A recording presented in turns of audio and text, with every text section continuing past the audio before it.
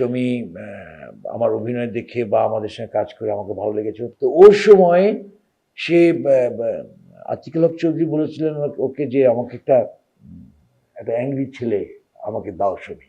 তখনও আমি ঢুকে মানে ঢাকার থেকে এসছি, ও আমাকে দেখার পরে বললো যে সমু তুমি একটু ইয়ের সঙ্গে দেখা করো।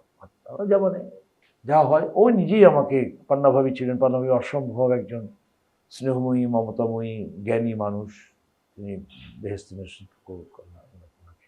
আমাকে নিয়ে বিটিভিতে যায়, তখন আমি লিস্টেড না, আমি চিনি না, একেবারে নতুন একটা ছেলে নিয়ে যাওয়ার পর আপনি হ্যাঁ ঠিক আছে, শুকনো, আমি খুব চিকন ছিলাম তখন, দাঁতটা উচিত ছিল, খুব ফিক্সড চেহারা, দেখি ওকে আমি একটু ক্যামেরা ইয়ে কেমন লাগে, আচ্ছা ঠিক আছে তোমাকে আমি ডাকবো। এটা হচ্ছে 88, 89-এর শেষের দিকে, 90-এর ফার্স্টের দিকে, এই মার্চের দিকে একদিন শমী আমাকে ফোন গেলাম, অনেক ইন্টারভিউ হলো, অনেক কিছু হলো, অনেক ঘটনা। তখন আমি একটি নাটক করেছিলাম সমৃদ্ধ অসীম, পকেটে ফুল থাকে, সবাইকে পিস্তলের ভয় দেখায়, অসম্ভব জনপ্রিয় হয়েছিল নাটকটা। এই হচ্ছে আমার জীবনের শুরু।